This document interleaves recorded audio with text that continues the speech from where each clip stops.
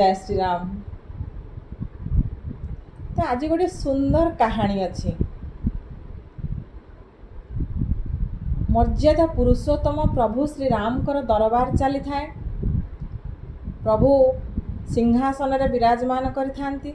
समस्त राजपरिषद वर्ग बा राजकर्मचारी माने निज निजर आसन अलंकृत करिथांती। ठीक सही समय रे द्वारपाल आसी कहिले जनइले जे प्रभु गोटे श्वान बा कुकुर आपण को देखा करने को चाहूँगी, तो तार किछि अभियोग अच्छी। प्रभु संगे संगे आदेश देले, ठीक अच्छी ताको भीतर को अणा जाऊ। तो श्वान जनक आसी राज दरबार रे पहुँची गले, भगवान को प्रणाम कले। तो ये भगवान प्रभु श्री रामचंद्र पचारिले, अच्छा कौन तुमर अभियोग अच्छी? से श्वान बा कुकुरटी कहला, देखंतु प्रभु मोर देहर अवस्था कि भली फोटका सबू होईची मो देह सारा। प्रभु श्री रामचंद्र पचारिले, तुमर एभली अवस्था किए कला? श्वानटी कहला, प्रभु जड़े लोक मो ऊपर को गरम पानी फिंगी आज मो शरीर रे अवस्था करिछि। मते भीषण कष्ट हेउछि, तेणु मते जंत्रणार मुक्ति देवा सहित से लोक को मध्य उचित दंड दिया जाऊ। तो प्रभु श्री रामचंद्र किछि समय चुप रही गले, नीरव रही गले। तापरे कहिले, तो ए जो समस्या तुमर आज हेछि, तो एहार विचार तुमे निजे करिब। तुमको मु दायित्व देउछि। तुमको जे एभली समस्या रे पकईछि बा एभली कष्ट जे तुमको देइछि, तार दंड विधान बा ता पई दंड विधान तुमे स्थिर कर। तो किछि समय दरबार रे थिबा उपस्थित थिबा समस्त पारिषद वर्ग नीरव रही गले।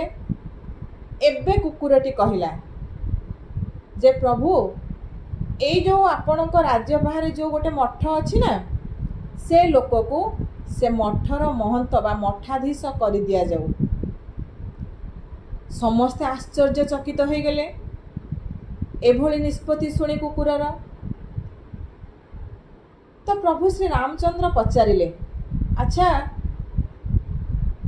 ये कि भली दंड तुमे दंड पाइल? से लोक मठर मठाधीश हब, एड़े बड़ पदवी रे ताकू रखा जियो बा एड़े बड़ पदवी से पाइब, तो एटा कौन दंड? सांगे सांगे श्वानटी कहला, प्रभु एहा ठारू बड़ दंड आउ किछि नाही। समस्ते आश्चर्य होई पुणी चाहिए, एटा की प्रकार दंड? तो कुकुरटी कहला बा श्वान जनक कहला, प्रभु पूर्व जन्म रे मु मध्य मठर मठाधीश थिली। तो मु पदवीर मोहरे केतेबेले ना केतेबेले कौनसी स्थान रे मो क्षमतार अपव्यवहार कर देइछि, जेउथि पाई मु आजी ए श्वान जन्म पाई नाना प्रकार कष्ट सहुछि। तेणु से लोक को सही मठर मठाधीश कर दिया जाऊ, आओ ता भितरे मध्य सेमिति किछि लोभ मोह भरी दिया जाऊ। तो से भी ठीक मो भली दंड पाइब बा मो भली अनुताप करिब दिने। तो कहिबार कथा होछि, एई कथा छଳରେ भगवान ए समाज को सुंदर वार्ताटिए देइछंती। कौनसी परिस्थिति रे निज क्षमतार केबे अपव्यवहार करिब नाही। कौनसी परिस्थिति रे निज क्षमतार केबे अपव्यवहार करिब नाही। लोभ मोह माया अहंकार सबु परित्याग करी प्रभु श्री राम को पाद तले शरण नेले जीवन सुंदर हेब, जीवन सबु कष्ट दूरे जीव। तेणु सांग माने मु भाबुछि मोर ए कहानीटी आपण मानकु निश्चित भल लागिबो। ମୁଁ ବି ପଢ଼ିଥିଲି ଗୋଟେ ବହିରୁ ଏ କାହାଣୀଟି। କେଡ଼େ ସୁନ୍ଦର ବାର୍ତ୍ତା ଦେଇଛନ୍ତି ପ୍ରଭୁ ଏ ସମାଜ ପାଇଁ।